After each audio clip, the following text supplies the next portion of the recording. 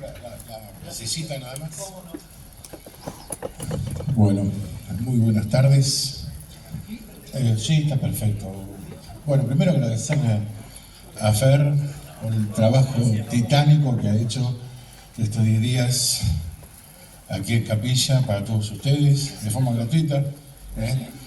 Yo les puedo asegurar que estuve muy cerquita de él durante todo este tiempo y sé lo que ha costado, ¿sí? Entonces yo les pido, más que para mí, un aplauso para Fer y para el municipio de Capilla del Monte, que nos da esta posibilidad, que es única. Nos da la posibilidad de escuchar a investigadores de larguísima data, como puede ser Rubén Gurú Morales, como es mi amigo, hermano en todos estos años, como el doctor Néstor Bernán, ¿sí? Que nos trae esta perspectiva que parece por momentos increíble, ¿sí? Pero ¿qué tendrá que ver todo esto, no? Lo que nos contó Rubén, lo que nos contó Néstor, con algo que ocurre exactamente a muy poquitos, algunos quizá a cientos de metros, algunos a pocos kilómetros de donde estamos sentados todos aquí en este momento. Esto nos hablaba fundamentalmente de la posibilidad de que una conciencia sintiente, inteligente, sí, de una forma de vida no orgánica, haya estado en contacto con nosotros desde el origen de nuestra existencia como especie, ¿sí? Pero, así como Néstor me decía, muchas de estas cosas no llegan a nuestros oídos. Nuestra existencia como especie en este planeta tan increíblemente maravilloso, ¿sí? Tiene más o menos unos 3 millones de años. Lo interesante es que de 80.000 años hacia atrás es muy poco lo que sabemos. Sin embargo, ¿sí?, década tras década, vamos descubriendo y nos vamos acercando a una historia que es la academia, ¿sí?, que las escuelas de altos estudios, fundamentalmente la antropología y la historia, no se atrevieron por diferentes motivos a contarnos. En eso debo reconocer que la física, ¿sí?, y las neurociencias han sido mucho más valientes que algunas de las disciplinas en las que yo mismo trabajo en la actualidad. Pero para contarles un poco esa historia de quiénes a lo mejor realmente fuimos, y lo más importante, quiénes estamos siendo hoy, aquí, en este ahora. Y quizá, bueno, ¿por qué no? Poder tener una idea, aunque sea pequeña, o menos, de quiénes podemos llegar a ser. Yo les voy a contar una historia. Tardé 40 años en sentarme en el escenario de este cine. Yo llegué a Capilla del Monte allá por el año 1982, en un trabajo de búsqueda, ¿sí? Primero me respondía a la colegiatura que yo cursaba en aquel momento, que era nada más y nada menos que la colegiatura de psicología, y yo estudiaba algo que era, acá es muy poco conocido, que es la etnopsicología, que es el estudio de las etnografías, ¿sí?, de los diferentes grupos culturales de nuestro país. Y yo estaba muy interesado en los grupos originarios y sobre todo en sus formas de entender, ¿sí?, la salud. En aquel momento para mí era lo que yo entendía como la salud mental. Entonces, quizás algunos de ustedes que tengan mi edad, ya pasado los 65 para adelante, recuerden algunas figuras muy emblemáticas de Córdoba, como pudo haber sido nada más y nada menos que Jaime Press. ¿Se acuerdan de ese curandero tan famoso que fue para tantos en aquella época? Herederos, ¿sí?, de un largo linaje de curanderos que se remontaba posiblemente a la época de Pancho Sierra. Esa fue la iniciativa por qué yo llegué a estos lugares. Llegué porque había tenido la información de primera mano de que algunos curanderos muy importantes se reunían justamente en el Cerro Uritorco. Para mí la palabra Uritorco era algo absolutamente desconocido, ¿sí? Y así fue como llegué a estos lugares cuando todo este lugar era completamente diferente a lo que es ahora, ¿sí? Era una comunidad muy sencilla, pequeña, ¿sí?, sobre todo veraniega. De hecho, tenemos el nombre del cine tiene que ver con esa historia, que muchos de los actores famosos de la época de oro del cine argentino venían a descansar a estos lugares, a Córdoba, mucha gente venía por cuestiones de salud. ¿Sí? Bueno, justamente Enrique Muiño, por ahí algunos se acuerdan, que fue actor de Una Guerra Gaucha, por ejemplo. Es más, en Pueblo Encanto, si no me equivoco, está el poncho que usó Enrique Muiño en esa película que se puede ver, que es emblemático. Entonces, esos fueron mis primeros deambulares con la gente. Fundamentalmente mi contacto fue con la gente de la sierra, con los puesteros, los diferentes puestos de la zona. Ese fue un poco mi deambular cuando llegué tras la pista de esos curanderos, que en aquella época se decía que, bueno, que Jaime Press, otro curandero que era muy famoso, que era Garrincha, también se juntaban, hacían unos enclaves en un grupo que era conocido como La Roca y que tenían esa larga estirpe curandera. No fue mucho lo que encontré, pero para el 86 me encontré de golpe con otra cosa completamente diferente. Ya todos lo saben, la historia de la huella del pajarillo y todo lo que vino después. Pero previo a ese momento, yo ya me había enamorado, adivinen de qué, de la historia ancestral de esta zona, ¿sí? ¿Por qué? Porque en mis andares, cuando no existía nada que se pareciera a un guía de turismo, lo único con quienes aprendíamos eran con los vaquianos que llevaban y traían animales en los diferentes lugares de la zona, algunos de ellos atravesando el cerro. Entonces fueron tantos los vestigios que encontré en la zona que definitivamente me enamoré de esa historia que empecé a seguir. O sea, había indicios concretos que toda la zona había tenido una presencia originaria muy profusa, muy concreta, ¿sí? Y había cosas que me llamaban la atención, o sea, siempre busqué, de verdad, buscaba como como la mega construcción, el centro ceremonial que hubiese juntado a toda esta gente de alguna forma u otra. Y solo encontraba vestigios de morteros, cerámicas, algunos acomodamientos de piedra, muchas casas pozo. Pero era muy interesante porque esto lo encontraba en los alrededores del cerro, ¿sí? Para el lado de la Tramontana, ¿sí? Para el lado de Huertas Malas, para los puestos, como puede ser el puesto Pavón, ¿sí? Para el lado del dique. Y también lo encontraba mucho en la zona del Zapato y para el lado de la Pampa de los Guanacos, que es como siento para el camino viejo a San Marcos Sierra. Para que lo sepan, en aquella época era solo ese el camino que iba a San Marcos Sierra, no había otro. Entonces, en una época de mucho caminar, junto con mi pareja, ¿sí? Que todavía sigue siendo mi compañera, Mariana González Bertián.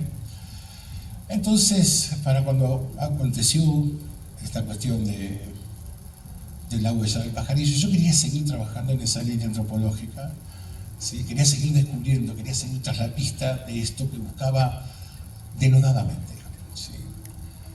Y con poco éxito. Encontraba muchos vestigios, pero no de eso que yo sentía en lo profundo de mí que debía de alguna u otra forma existir. La otra cosa que teníamos era que la antropología fundamentalmente había desestimado bastante a las culturas de las serranías del centro de nuestro país. Había preferido otras culturas más al norte, sobre todo las del NOA, porque eran más profusas, con artefactos mucho más notorios, mucho más vistosos, como son las culturas de Diáguitos Cachaquíes, la impronta incaica, por ejemplo, todo nuestro noroeste. De hecho, algunos pensaban, che, ¿habrán llegado los incas hasta acá, hasta el centro del país? Era una posibilidad. Hoy en día no es que no tenemos elementos que digan, che, bueno, esto sí fue exactamente así. Tuvimos otros, les vamos a contar otro tipo de descubrimientos. Pero para seguir viniendo tuve que encontrar una excusa y realmente me pareció muy interesante. Planteé a lo que era la cátedra de epistemología de la Universidad de Humanidades, Filosofía y Artes. Yo estaba cursando la colegiatura en Psicología Clínica, la posibilidad de estudiar e investigar in situ, de primera mano, el nacimiento de un mito moderno. Imagínense el enorme potencial que había, estaban todas las condiciones dadas para que algo de ese tipo pudiese ocurrir en esta parte del mundo. Y tuve la suerte de que la cátedra me dijo, adelante, ¿sí? Vamos a proveer algunas cosas, sobre todo me daban el tiempo, me permitían poder rendir en otras fechas para que yo pudiera hacer ese trabajo de observación participante, que después me di cuenta que no era tal, más que participar, de estar participando, estaba inmerso en todo eso, ¿sí? Entonces me enamoré de la gente, que no la gente que vivía en el pueblo, sino la gente que vivía en las sierras. Así fue como fui adoptado por una familia a la cual le rindo un profundo homenaje, la familia Campos Luna, que fueron puesteros durante muchísimos años, durante el tiempo que la familia Fontaine Silva fue dueña del Cerro Uritorco, que fueron mis sponsors número uno, ¿sí? Tanto a Emma Luna como a Arnoldo Campos, como a sus hijos, a sus 3 hijos, les rindo este sentidísimo homenaje hoy, porque me trataron como a un hijo más. Con ellos aprendí muchísimo, con ellos y con algunos perros que ustedes ven seguramente, si están aquí en Capilla, muchos verán los perritos que andan dando vuelta por ahí, que les piden comida y parecen bastante mugrientos, de hecho lo son, ¿sí?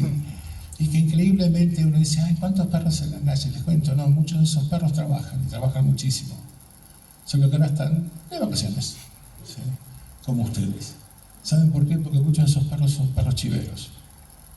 Son los perros que utilizan los vaqueanos, ¿sí? para moverse y guiarse en la noche, ¿sí? O en el día, a través de los diferentes picadas y caminos que hay en las diferentes serranías de esta zona norte de Punilla.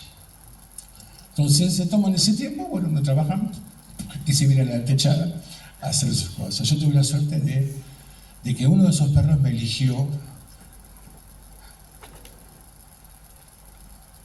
para ser un maestro para mí y sobre todo para ser mi guía. Sí.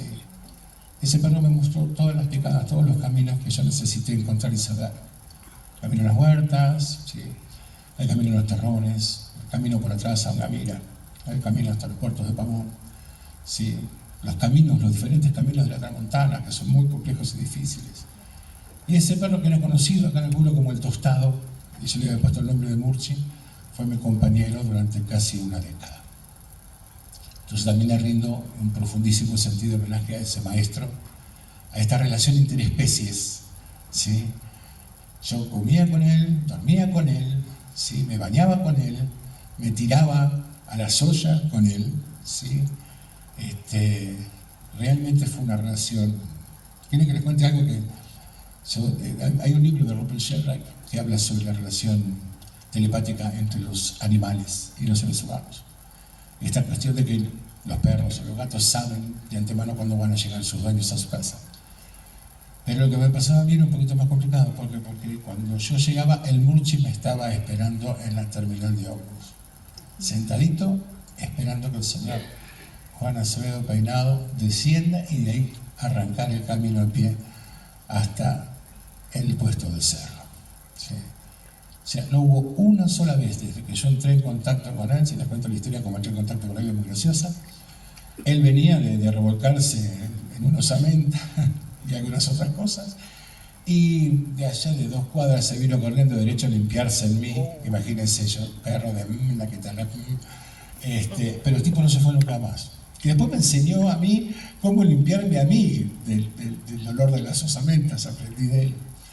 Así que fue una cosa, yo siempre digo que no conozco tanto, a lo mejor no he visto eso en la especie humana, ciertas demostraciones de pertenencia que podemos denominar como un sentimiento de amor. Pero aprendí esa palabra con este ser, ¿sí? Él había tenido un problema de salud, un prolapso de pene por hacer cosas de perro, obviamente, ¿sí? Tábano hizo lo que tenía que hacer. Y bueno, estaba bastante complicado, no podía prácticamente moverse, sin embargo yo lo tenía todo el día en mi carpa conmigo. Y un día le voy a buscar al veterinario para que venga a llevarlo. ¿Sí? Estoy subiendo las escaleras, seguramente muchos conocen del puesto. Yo le sigo llamando el puesto del cerro, no sé cómo le llaman, el mirador ahora, creo que hay una confitería ahora, algo por el estilo. Pero en esa época era un puesto de cerro, por ahí pasaba toda la gente que subía al cerro. Y recuerdo que a mitad del camino, ya casi llegando arriba, escucho un sutil quejido. Y era el Murchi que venía arrastrándose por la escalera para acompañar a su amigo.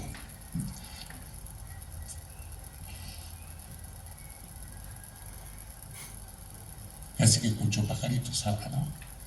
Y recuerdo que lo alcé en brazos y caminé con él hasta el veterinario. Dije, ok, está bien, ya no nos vamos a separar ahora. ¿Sí?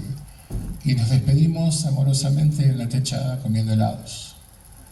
Esa era nuestra salida, ¿sí? Bajar de los cerros, hacer todas las cosas que hacíamos y veníamos a comer un heladito. ¿Sí? Todavía está en la heladería, todavía está en la esquina. Recuerdo ese último día con la finura, la entereza,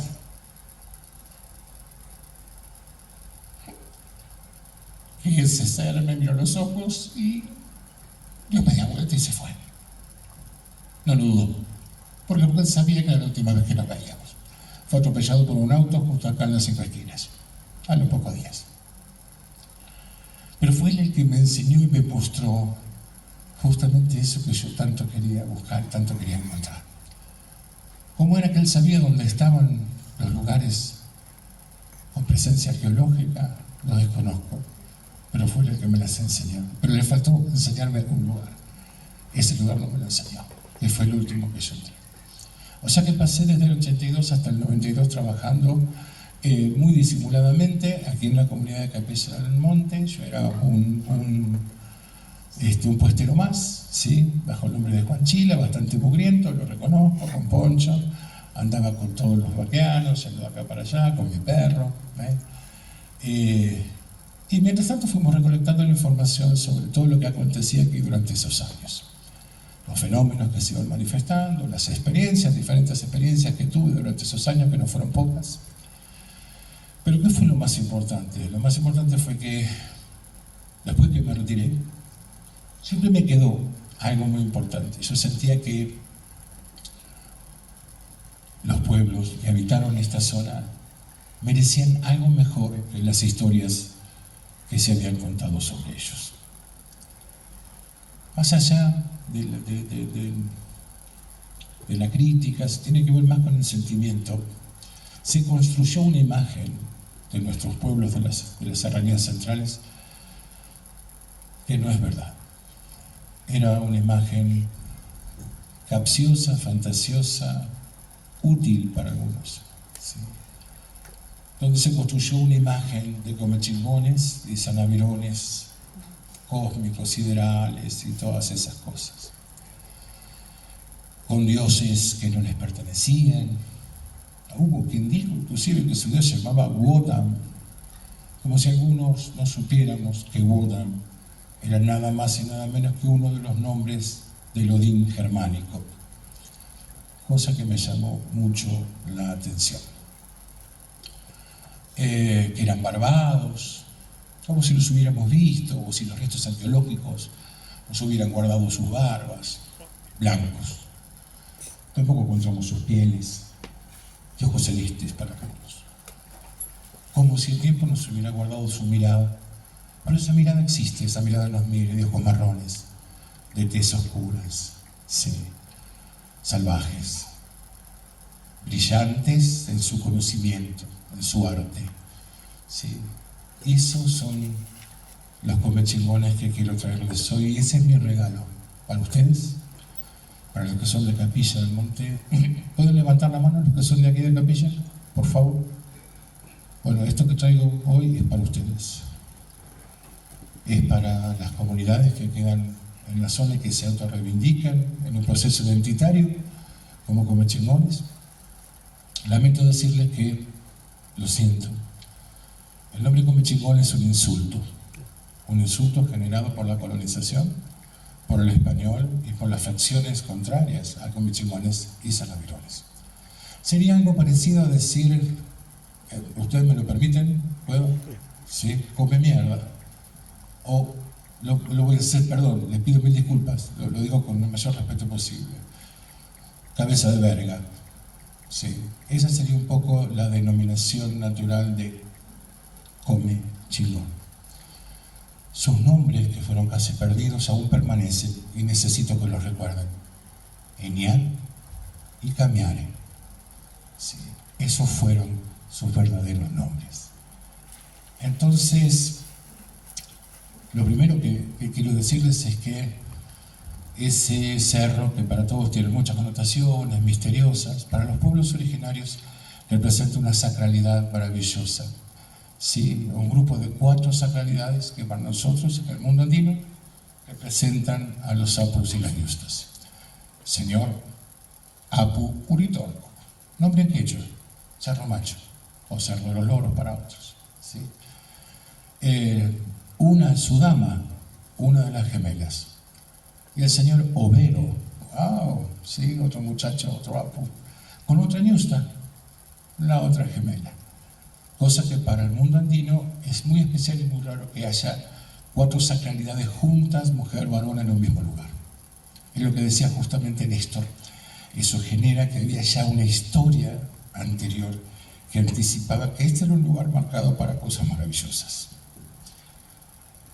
Lo que traje hoy para mostrarles es nada más y nada menos que mi pequeña ofrenda, ¿sí?, para esos cerros.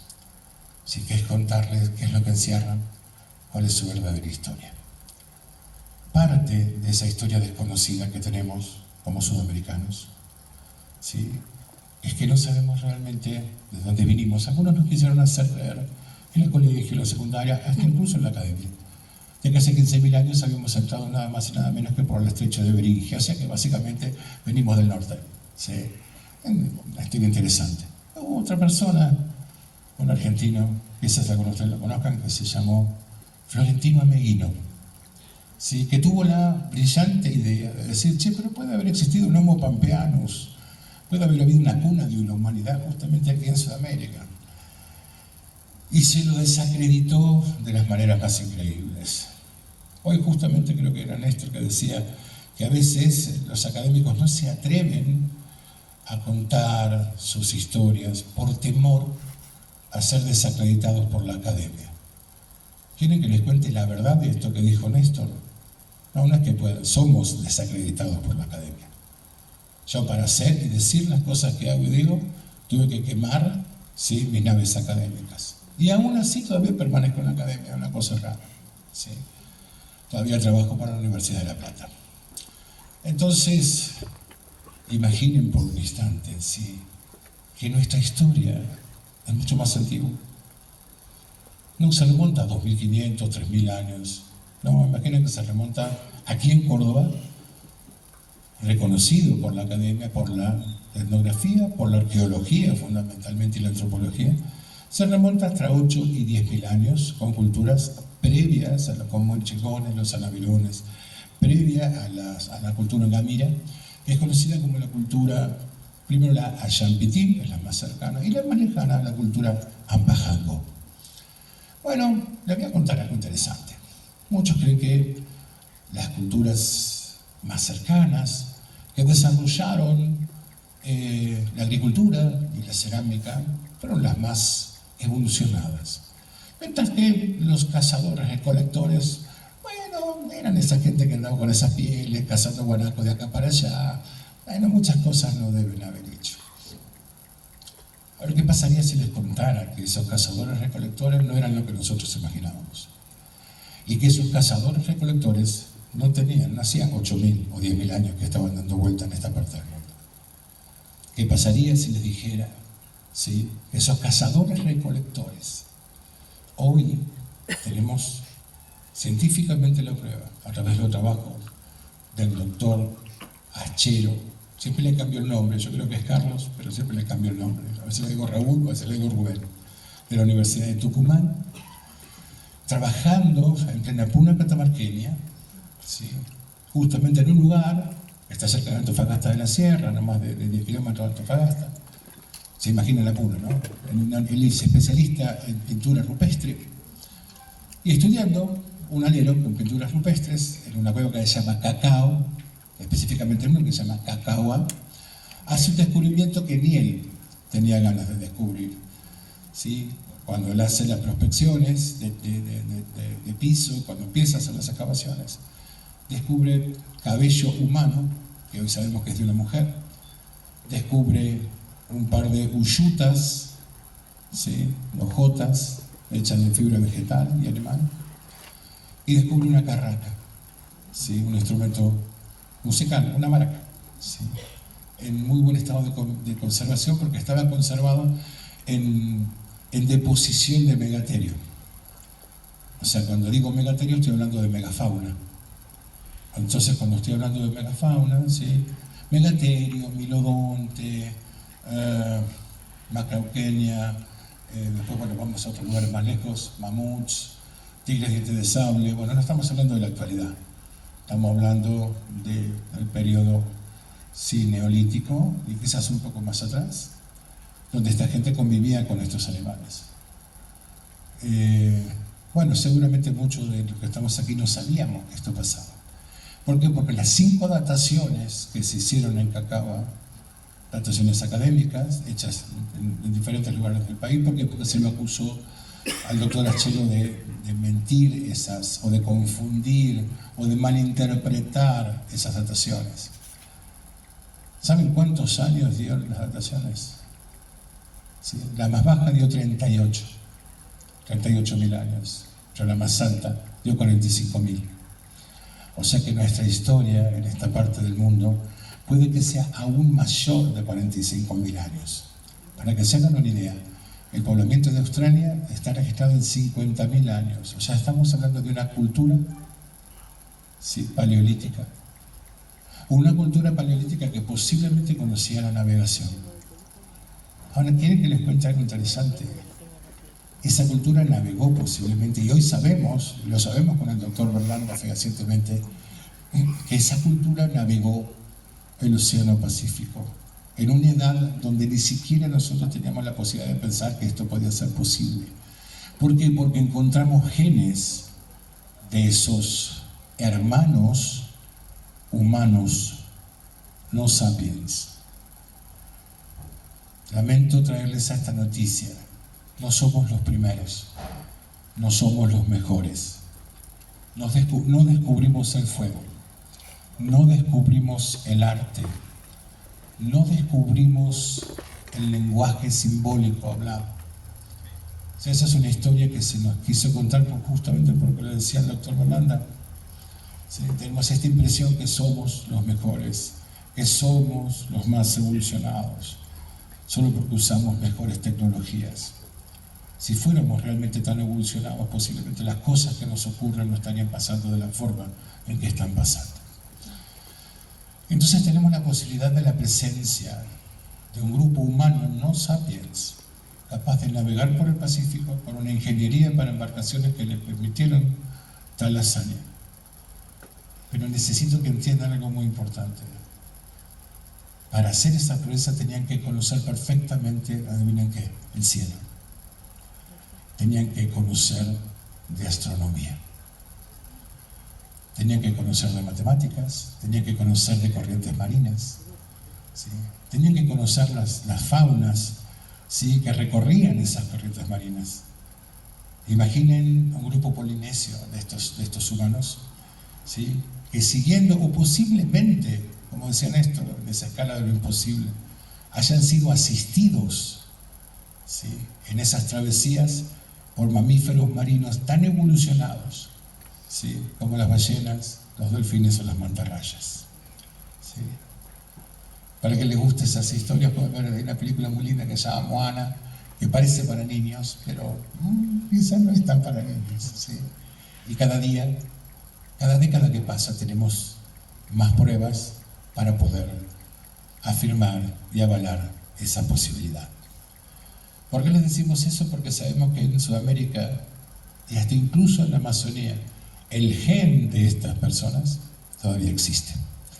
Es un gen que le permite a los grupos humanos de etnias y de los grupos originarios más conservados que viven por arriba de los 4.500 metros de altura, tener una recaptación de oxígeno, ¿sí?, que les permite vivir normalmente a esa altura, mientras que nosotros sería prácticamente imposible.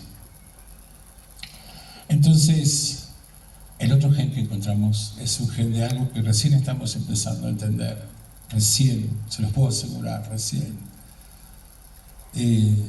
¿Alguien sabe? Le pido de vuelta para que participe también.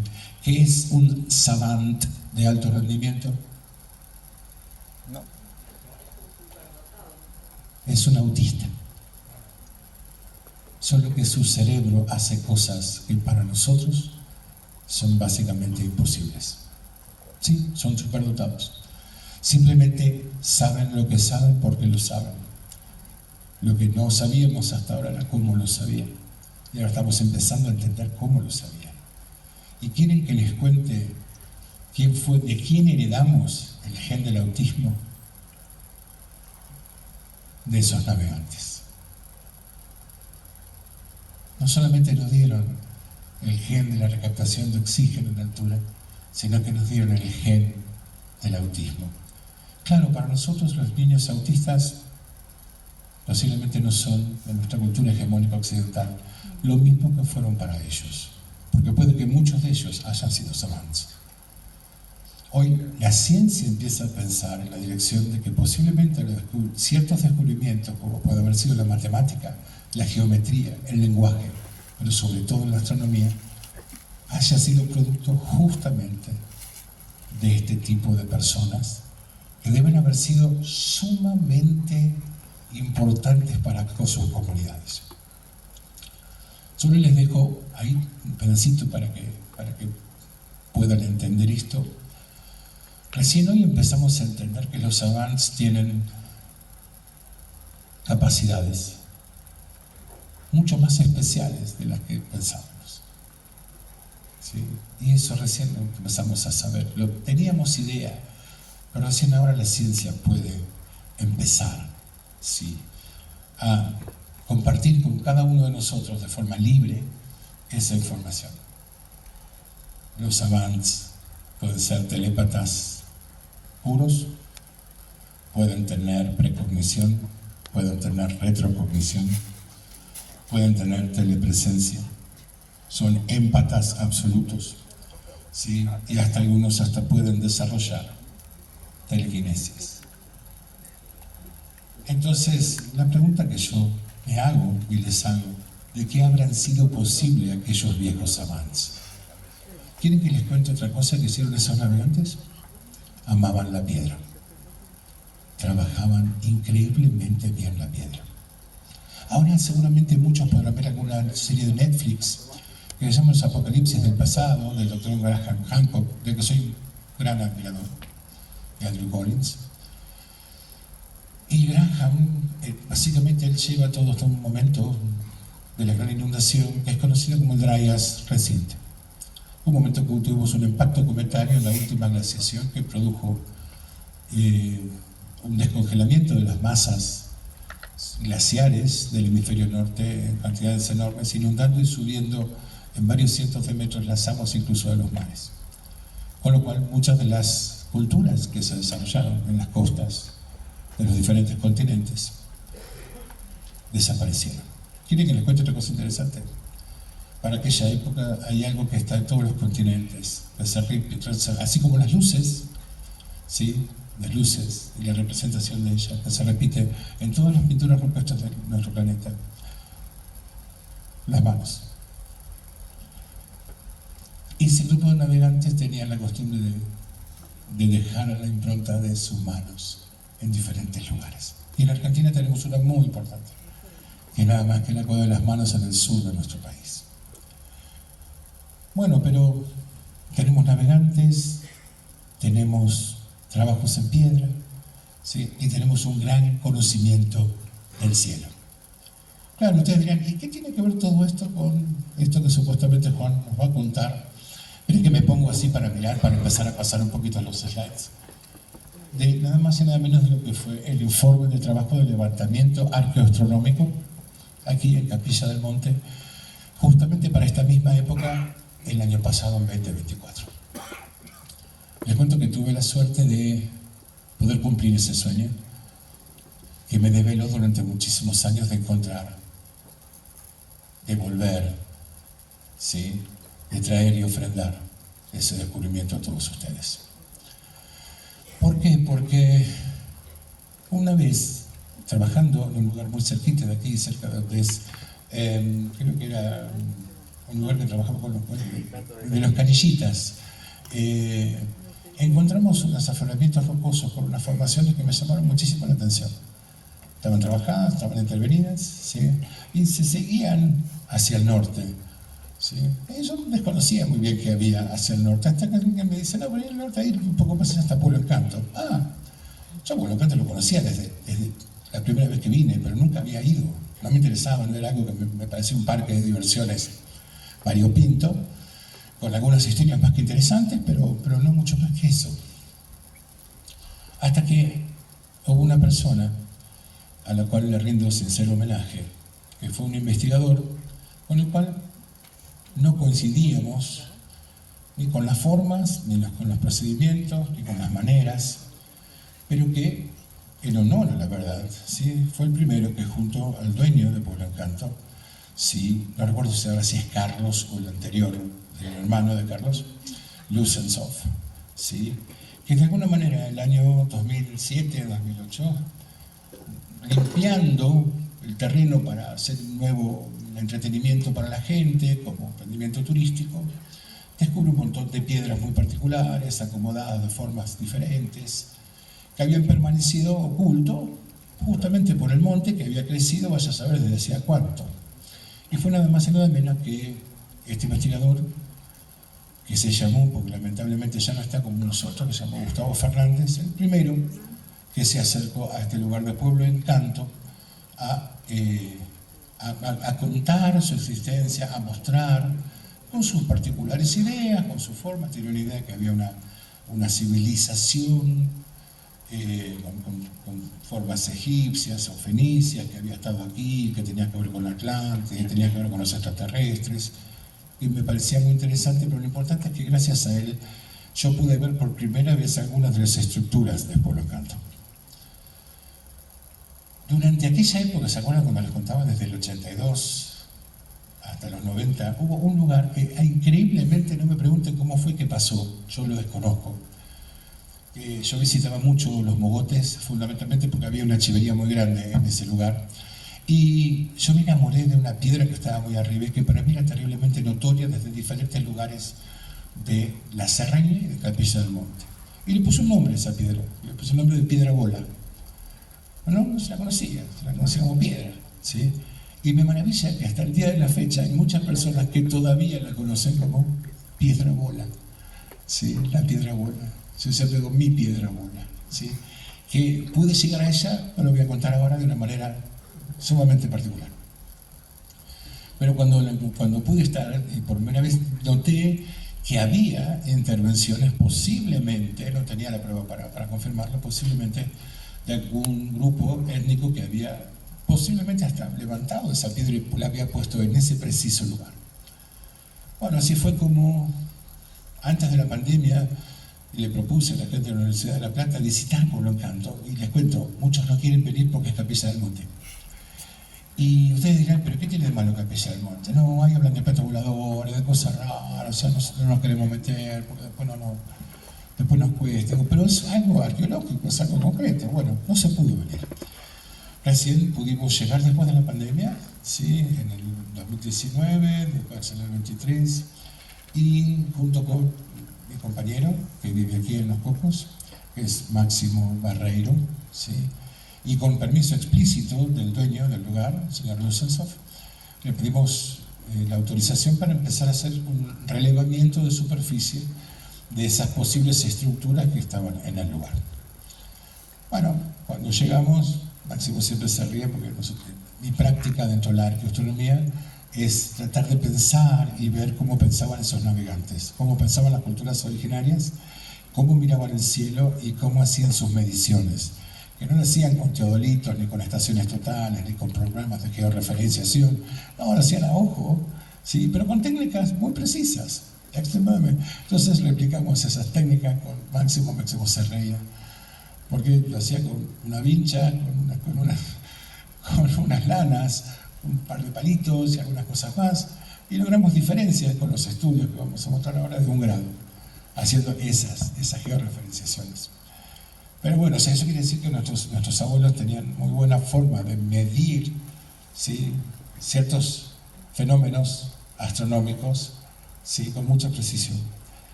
Entonces, ahí nomás empezamos con esto, que es nada más y nada menos que la iniciativa Butos Genen. ¿Por qué esa palabra?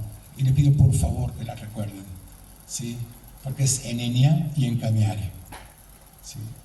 Butos es casa y Genen es pueblo.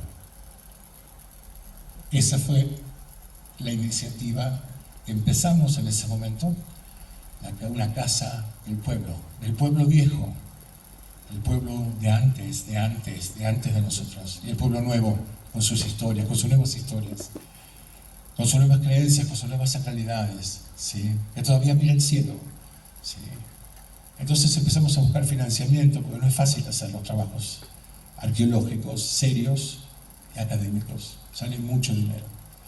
Bueno, generalmente para conseguir esos fondos hay que buscar fondos privados, porque generalmente los lugares, como puede ser la misma capilla o las universidades, no se entusiasman demasiado con la idea de promover ese tipo de estudios. No es que no lo hayamos pedido, yo recuerdo haber hablado con Fernando, che, se puede hacer algo para que podamos hacer esto, para que, aunque sea conseguir dónde parar, no sé, la comida nos la bancamos nosotros, que sea para los viáticos. No hubo suerte, no pasó. Sin embargo, conseguimos un financiamiento privado que nos permitió resolver una campaña, ¿sí?, y la conformación del informe final, que llevó varios meses. Así que llegamos, invitamos para eso al doctor Ricardo Moyano Vasconcelos, que es uno de los principales arqueoastrónomos sudamericanos y en Mesoamérica, ¿sí? ¿Qué es un arqueoastrónomo?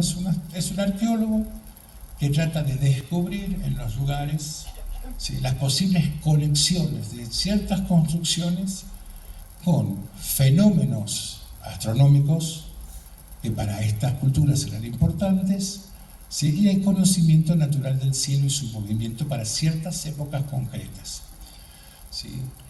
Lo digo porque el informe, que va a estar a disposición de quien lo quiera en el municipio, es técnico, es complejo, ¿sí? Pero trato de hacerlo lo más sencillo. ¿Qué era lo que nuestros ancestros más miraban? Los horizontes. ¿Por qué? Porque eran necesarios para muchas cosas. En el mundo andino, para las siembras, pero posiblemente en calendarios muy anteriores para la llegada de los animales en la época de la producción de los animales. Entonces, lo primero que descubrimos en Pueblo Encanto era que ese calendario que existe, hoy sabemos que existe, ¿sí?, no miraba específicamente al este, a la salida del sol. No, esa cultura miraba a la puesta del sol, miraba hacia el oeste. Y ahí pudimos descubrir que justamente eran para los momentos, ¿sí?, donde en aquellas épocas posiblemente entraban las grandes manadas de guanacos, tarucas, ¿sí?, llamas, que llegaban hasta esta parte del continente. Ahora bien, ¿sí?, obviamente esta es la idea que teníamos nosotros, pero bueno, tentarlo a Ricardo, que hay que felicitarlo porque se animó y dijo: yo voy a Capilla del Monte, yo no tengo problema, yo hago trabajo. Así que hicimos un laburo muy arduo visitando ciertos lugares, porque lo primero que descubrimos era que, che, esto no es solamente Pueblo Encanto. Y acá viene la noticia más importante. No era un centro ceremonial y astronómico. ¿Saben qué era? Un complejo ceremonial y astronómico de más de 300 hectáreas, que tienen como referencia el área de Pueblo Encanto, una parte al menos, el área de los mogotes en la Piedra Bola y el área de algo que ustedes conocen de toda su vida, la plataforma que conocen como El Zapato. Cuando Ricardo Moyano ve justamente esto, bueno, le agarra un asombro enorme, casi que no lo puede creer, y automáticamente empieza a ver lo mismo que habíamos visto nosotros en las prospecciones anteriores. Solo que ahora él podía realmente datarlo científicamente. ¿Quieren que les cuente lo primero que vio Richard, como le decimos nosotros? La primera medición que hace desde el sitio de Pueblo Encanto es que la salida del sol para el 21 de marzo y el 21 de septiembre, adivinen por dónde sale, desde Pueblo Encanto. Exactamente por la cima del Cerro Uritorco. ¿Saben dónde sale el sol para el 21 de junio, solsticio, salida mayor del sol? La parte más al norte donde el sol va a salir en el horizonte, que hace un recorrido, ¿sí?, de 6 meses. 6 meses va hacia un lado y 6 meses vuelve hacia el otro. Puesta mayor de verano, puesta mayor de invierno, invierno, solsticio de invierno, 21 de junio, verano, 21 de diciembre. 21 de junio, la noche más larga, 21 de diciembre, la noche más corta, día más largo. Bueno, justamente en ese triángulo que marca el cerro desde Pueblo Encanto, ¿sí?, tenemos la salida del sol en junio y casi pegándole al overo del otro lado, donde cae la declinación, la de diciembre. O sea, el cerro es un marcador astronómico para una cultura en particular, ¿sí? Pero cuando giramos hacia el oeste, ahí encontramos lo más importante. ¿Qué tenemos? Tenemos un calendario de 6 meses precisos marcado por 3 marcadores de horizonte, que increíblemente esos marcadores de horizonte, que son la Piedra Bola, tienen exactamente la misma altura que Pueblo Encanto. La vemos perfectamente en el horizonte. Y marca tres geoformas, 3 marcadores, ¿sí?, que es una piedra que está más adelante hacia la izquierda, la Piedra Bola al centro y otra piedra georreferencial en la parte derecha, ¿sí? Lo cual marca un calendario de 3 meses que va, el sol se pone por ahí y otros 3 meses que va para allá, con lo cual tenemos medio año de calendario preciso. Entonces, cuando nos dimos cuenta entonces que la Piedra Bola era muy importante y estaba relacionada con Pueblo Encanto. Pero cuando nos dimos cuenta de eso, nos dimos cuenta que el zapato también estaba relacionado, ¿sí? Y que desde el mismo lugar del zapato, que tiene muchos elementos arqueológicos concretos, ¿sí?, también se podían ver puestas y salidas del sol y de la luna en momentos muy precisos del año. Entonces ahora voy a mostrarle algunas imágenes solamente como para que tengamos de referencia. Vamos a la primera.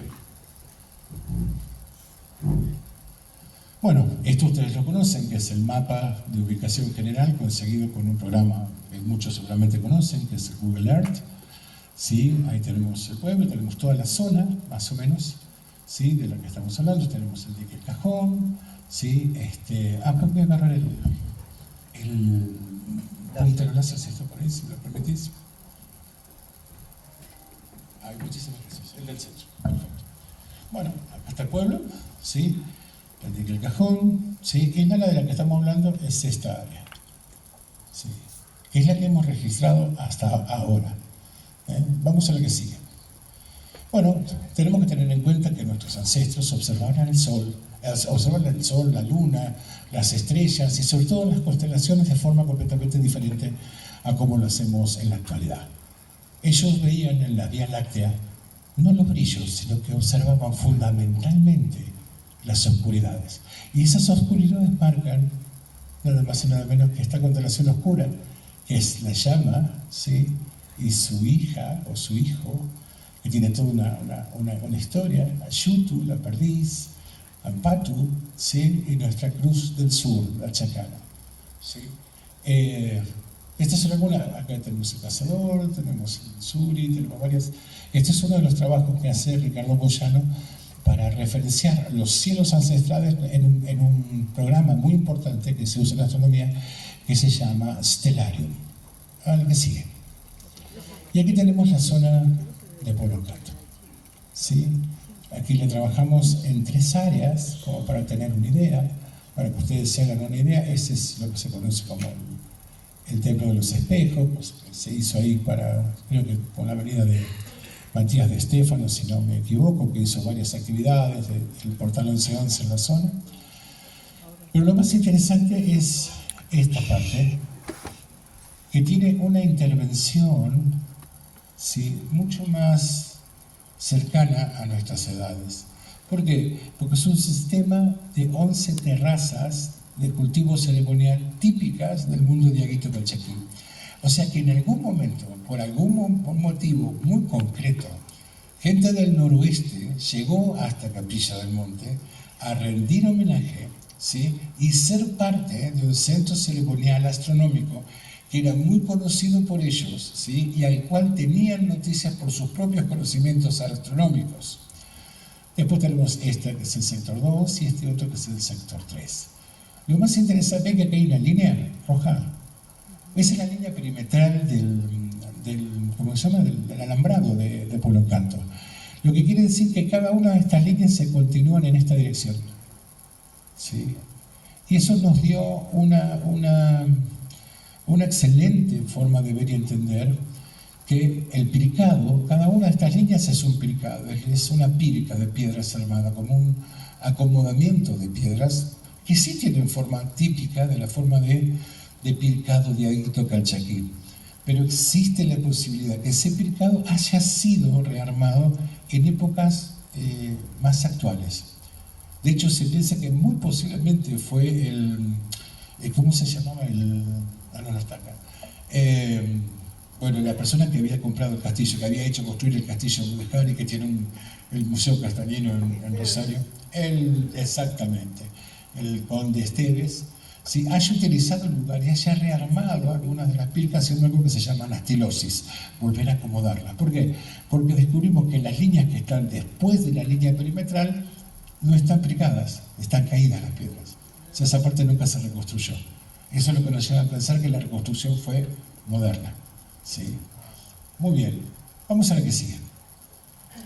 Bueno, obviamente es un tema complicado, pero se usan muchos programas de georreferenciación, ¿sí?, para tener sobre todo los datos de azimut, ¿sí?, los datos de declinación magnética, para hacer esas mediciones de forma precisa. Uno de los programas que se usa es nada más y nada menos que lo que se llama PickFinder, ¿sí?, que nos permite marcar ciertos tipos de horizontes. Y acá tenemos, por ejemplo, dentro de ese programa nos da los grados de declinación magnética, ¿sí?, para poder hacer las correcciones de todas las mediciones. Lo primero que encontramos que en estas pozas que están, ¿sí?, en dirección a lo que es la puerta de este lugar, este domo que se llama, le dicen bueno, no me acuerdo qué, de los espejos, el Salón de los Espejos, tiene una orientación perfecta hacia el norte. Eso fue lo primero que pudimos marcarlo. Esto va al norte perfecto, o sea, no tiene desviación. O sea, está corregido con la declinación, marca el norte perfecto. Vamos a ver qué sigue. Y acá tenemos lo interesante. Miren qué interesante. Desde ese lugar que estamos hablando, desde ese lugar de esa poza, pegados en ese lugar donde está el Salón de los Espejos, bueno, desde ese lugar, la salida del sol para el 20 de marzo y 22 de septiembre es exactamente en esta zona. O sea que los equinoccios salen por la punta del Cerro Uritorco. Este es el camino que hace el sol en el cielo. Pero cuando sale desde el horizonte sale así, y lo vamos a ver desde Pueblo Encanto, ¿sí?, nada más y nada menos que en la punta del Cerro Uritorco. Vamos a ver qué sigue. Bueno, si tenemos entre Pueblo Encanto, tenemos una línea recta de horizonte que nos permite un horizonte con la misma declinación magnética a la Piedra Bola. ¿Sí? Son aproximadamente unos 6 kilómetros. ¿Sí? Vamos a la que sigue.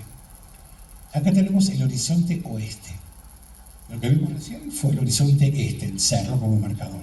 Miren qué maravilloso. Tenemos un marcador, ¿sí?, que pertenece a una formación rocosa que está por delante de los mogotes, pero que en horizonte marca esta, la Piedra Bola, y este otro marcador. ¿Sí? O sea que esto que vemos acá es nada más y nada menos que un calendario astronómico de horizonte extremadamente primitivo, y ahora vamos a ver por qué, ¿sí? Que marca 6 meses concretos que para esta cultura era importante. Vamos a la que sigue. Perfecto, miren qué interesante. La puesta del sol para más o menos el 18, 19 de mayo y 24 de julio va a caer exactamente a la derecha de la piedra que veíamos en la anterior, más a la derecha. O sea que eso nos permite pensar que sí era importante para ellos la puesta del sol de más o menos la fecha de lo que conocemos como el solsticio de invierno. Vamos a lo que viene. Bueno, tenemos también, por lo tanto, algo que es muy interesante, sí, que es nada más y nada menos que una gran plaza de forma casi cuadrangular, que todavía permanece abierta con algunas piedras salientes que son muy importantes. Vamos a lo que sigue. Esta piedra particularmente, ¿sí? ¿Ven el canto de la piedra? ¿Sí? Le llamamos la piedra central. Apunta no más o menos, no un poquito más, no un poquito más allá, apunta directamente a la piedra bola. Vamos a ver qué sigue. ¿Sí? Después tenemos otro importante, que todas las bajadas de agua del lugar van a dar a esos escalones, ¿sí? A esas pincas ceremoniales, lo que indica que puede haber habido un tipo de siembra ceremonial particular. La otra cuestión importante es que la misma piedra, mirando hacia el otro lado, ¿sí? Va a marcar exactamente a la cima del Cerro Uritorco, con lo cual tenemos un marcador este-oeste astronómicamente perfecto. Vamos a la que sigue. Este asiento de forma natural, ¿sí? No creemos que haya sido trabajado, también apunta directamente en dirección oeste hacia la piedra bola, ¿sí? De haber sido intervenido, que existe la posibilidad también, nosotros no encontramos pruebas de eso, o sea, marcaba que había una férrea intención de marcar esa piedra en el horizonte oeste. Vamos a la que sigue.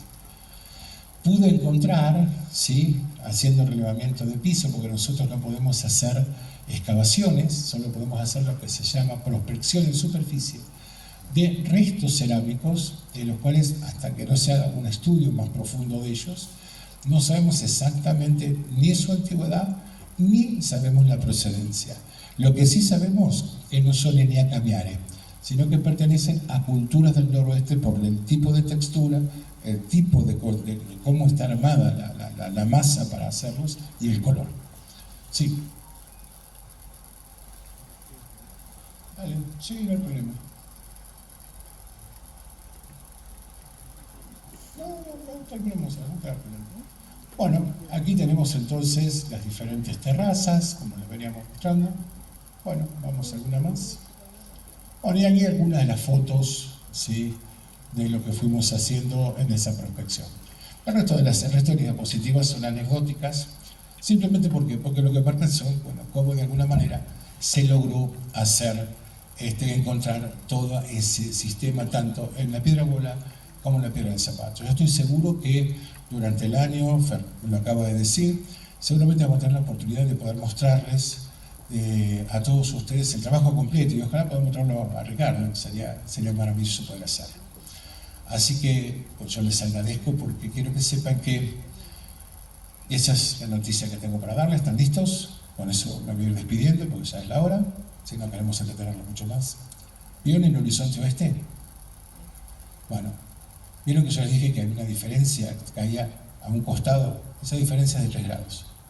Si hacemos la corrección astronómica para que el Sol cayese un 21 de junio exactamente en esa piedra, ¿tienen una idea de a qué fecha nos remontaríamos? ¿2000? ¿3000? ¿8000 a Champitín? Bueno, ¿quieren que les cuente? No, 27.000 años. Pero si hago la misma corrección para que el Sol cayese en la piedra bola, 65.000 años. O sea, ¿tienen idea de lo que les estoy trayendo? Les estoy trayendo posiblemente una prueba hasta ahora circunstancial de que una cultura de más de 27.000 años haya estado presente en el lugar con un conocimiento astronómico tan enorme y tan grande, ¿sí?, que pudo armar no solamente un lugar, sino un complejo de 300 hectáreas astronómico y ceremonial. Ese es mi legado, mi regalo para la comunidad de Capilla del Monte, de mi equipo, que es nada más y nada menos que el comunitario Otorongo Basi, con la presencia de Mariana González Bertián, Verónica Cintenauer, Máximo Barreiro y el equipo interdisciplinario del comunitario con que les trabajamos. Le agradecemos también personalmente al señor Lucensov, que nos permitió trabajar en el lugar. Sí, todavía tenemos un informe que esperamos poder conseguirlo de una prospección anterior que se hizo. Y la otra cosa importante que tengo para contarles es, bueno, agradecerle a Ricardo Moyano, fundamentalmente, por su interés, por su valentía de venir a trabajar para todos ustedes, porque esto es para ustedes. Todo ese dinero que se invirtió, que fue mucho, ¿sí?, fue para todos ustedes. Para la comunidad de Capilla del Monte, para el municipio de Capilla del Monte. No, esto no es de alguien en particular, es de todos, ¿sí? La otra cosa importante, le agradecemos a los sponsors, ¿sí? Le agradecemos al señor Fernando Silva Hildebrand, de la señal Ciencias y Misterios, que fue el que aportó los fondos para poder hacer este trabajo. Y a, ¿cómo se llama el loquillo? Gonzalo Navedo, de la hostería Los Cocos, que nos permitió pasar todo el tiempo que necesitamos para trabajar. Él puso el lugar a nuestra disposición para poder hacerlo. Así que, a ver, ¿qué más decirles? Agradecerles por escucharnos. Muchos de los libros que hemos trabajado durante todos estos años están en la puerta para cualquiera que los quiera adquirir. Nos ayudan al adquirir cualquiera de los libros para poder nosotros continuar con los trabajos. Otra cosa importante, uno de los 3 informes que tenemos va a ir a manos del intendente municipal. ¿Cómo se llama el intendente? Fabricio Díaz. Fabricio Díaz. Y quiero que... ¿Está la secretaria de Cultura presente? No, Qué lástima, porque te comprometo entonces a vos, Fernando, ¿sí?, en nombre de todos ustedes, lo comprometo a Fernando, que ese informe llegue a manos del intendente. Y justo sonó el teléfono diciendo así tiene que ser. Muy bien. ¿Hay algún representante de la comunidad Hijos del Sol presente? Qué lástima, porque fueron invitados. ¿Hay algún representante de la comunidad Tulián que esté presente? Qué lástima, porque también fueron invitados. ¿Por qué? Porque va a haber otro informe para que vaya a las manos de esas 2 comunidades, para que no haya ninguna duda del que el conocimiento que traemos es para reivindicar a nuestras culturas Enya y Khmer, a Yampetín y Ampayán. ¿Sí? Entonces, bueno, no sé si me falta alguien más para agradecer. Bueno, le agradezco al doctor Néstor Bolanda. ¿Por qué le agradezco? Porque gracias al amor que ambos tenemos por nuestras culturas originarias es que nos atrevemos a hacer justamente estas cosas. Le agradezco nuevamente a Fernando por la oportunidad y por el compromiso de que volvamos en el año a presentar completo este informe para todos ustedes. Ojalá que nos veamos pronto, ¿sí? Y vuelvo a insistir, esto nos muestra quiénes fuimos, quiénes estamos siendo, y ojalá tengamos la oportunidad ahora sí, más allá de misterios y no misterios, de realmente quiénes podemos llegar a ser. Miren lo que hicimos hace posiblemente 27.000 años atrás. ¿Qué podemos hacer entre todos juntos? ¿Sí? Yo hablo de algo que se llama Nostredad. Todos, todo, uno. Así que agradezco a la familia Campos Luna de vuelta, ¿sí?, que tanto nos cuidaron, y a mi familia, a mi etnia. Yo pertenezco a la etnia Bua Guaraní, que es de la que he aprendido muchas de estas cosas. Así que nosotros les deseamos algo que se llama Aguyevete a todos ustedes, en guaraní, que significa darles ese estado de plasma, ¿sí?, ese estado de brillo, ¿sí?, de plenitud absoluta, ¿sí?, para toda su vida, para ustedes y cada una de sus relaciones. Y en quechua es Urpillay Suncoy, que brille de vuelta ¿sí? Que brille de nuevo el corazón de pequeña palomita que todos tenemos adentro.